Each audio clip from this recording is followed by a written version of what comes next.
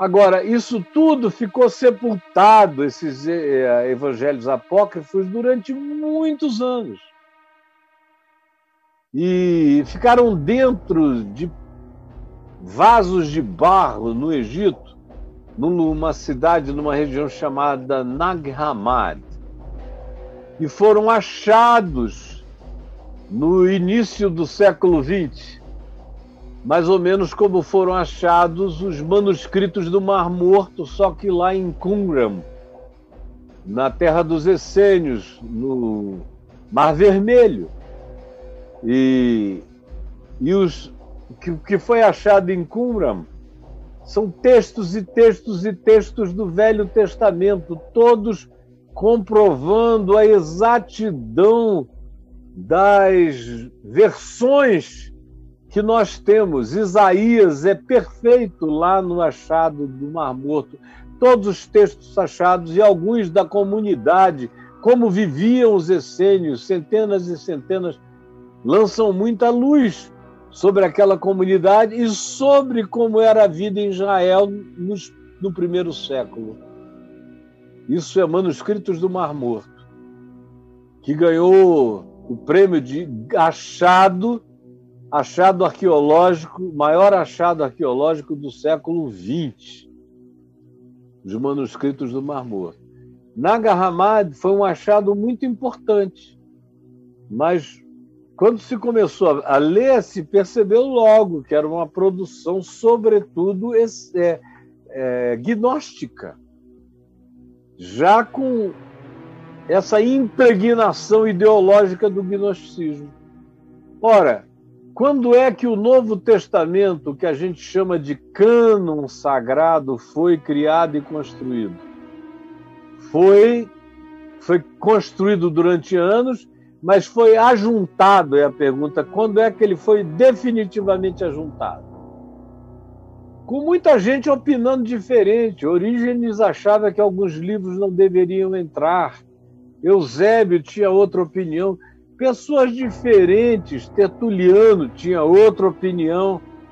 Mas quando Constantino resolveu ser o patrono dos cristãos no início do IV século, e ele patrocinou, pagou, financiou a vinda de bispos de várias regiões do mundo cristão para ficarem reunidos e pensarem qual seria essa estrutura do texto cristão, que vigiria dali para frente num amontoado de livros que não tinha nome ainda, mas que depois passou a ser chamado de Novo Testamento. Os que fizeram isso não foi um só, foi uma quantidade grande de bispos. E nem existia ainda a Igreja Católica Apostólica Romana. Então essa coisa de a Igreja Católica... Não, tudo isso é de quem não sabe nada. Na realidade, foi Constantino que financiou esses bispos até aí bem intencionados, que vieram do mundo cristão, menos um pouco do Oriente, mas do Ocidente vieram muitos, e do Oriente também, e da África. E trabalharam muito tempo, não foi uma coisa de um fim de semana, dias e dias de elaboração, de discussão, e chegaram à conclusão de que os únicos evangelhos que mereciam figurar num amontoado de texto, que depois veio a se chamar de Novo Testamento, e aí eles tiveram que fazer a mesma coisa, definindo que outros textos, além dos 4 evangelhos que mereciam figurar, porque eram coerentes entre si, complementares entre si, quais eram as cartas. Aí entram 13 cartas de Paulo, aí entra o livro de Atos dos Apóstolos, escrito por Lucas, aí entram 2 cartas de Pedro, aí entra uma cartinha pequena de Judas contra, sobretudo, os insubordinados, que naquele tempo em que ele escreveu, esse Judas era irmão de Jesus, era o pessoal que estava pegando o evangelho e transformando em outra coisa. ou em judaísmo ou em gnosticismo, que foram os grandes adversários conceituais e ideológicos daquele período. Pedro também faz o mesmo enfrentamento, aí você tem 3 homilias de João, 3 cartas de João, a primeira epístola, a segunda, a terceira, chamadas epístolas universais. Você tem a carta de Tiago, a epístola dele, que é uma epístola de sabedoria prática. E você tem, então, depois de tudo que João escreveu, o Apocalipse de João. Foi isso que eles decidiram colocar daquele cânon sagrado. No protestantismo, já no século XVI, se pensou em repensar o cânon, mas eles não tiraram nada do Novo Testamento, eles tiraram só do Velho.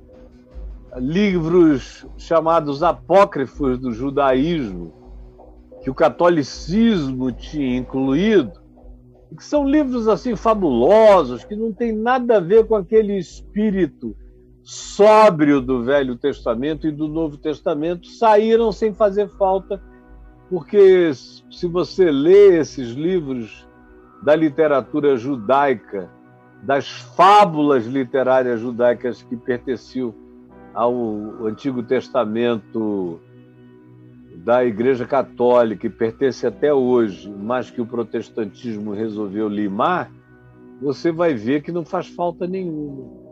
Então, sinceramente, minha opinião, e eu não me considero um cara careta, eu não tenho nada de conservador, mas a minha convicção a respeito disso é que a gente está muito bem amparado exclusivamente com os 4 evangelhos, especialmente eu que li todos os apócrifos cristãos, e alguns eu li mais de uma vez, e firmei a minha convicção cada vez que eu lia de que aqueles textos não deveriam, de fato, fazer parte de nenhum Novo Testamento sério,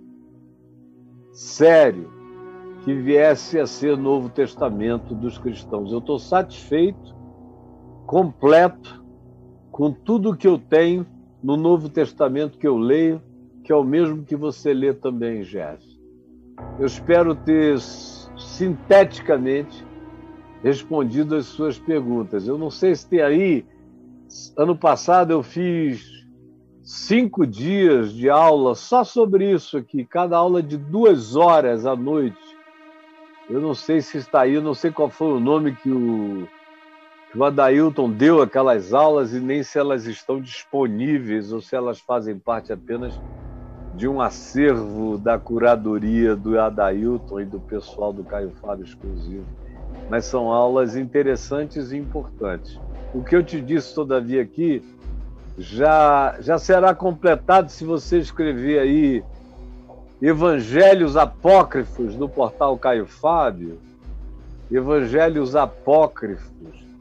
Você vai encontrar algumas coisas, com a minha opinião, a respeito dos Evangelhos Apócrifos no portal caiofábio.net. Tem o que aí, Braulio? 22 ocorrências, tá? E vídeos do YouTube, ó. YouTubão aqui, ó. Legal. Então entra aí, ó. Olha aí, o primeiro texto. Aí, compreendendo o que diferencia os evangelhos bíblicos e os textos apócrifos, e Cracolândia virtual, gente viciada em Judas, e fissura em evangelhos apócrifos, porque tem um bocado de gente na Cracolândia apócrifa. Cracolândia lógicas sórdidas, estranhos raciocínios de seguidores de evangelhos apócrifos e gnósticos. O lixo apócrifo não resiste ao conhecimento amplo e isenção não traumatizada pelo cristianismo. E assim vai, Jeff.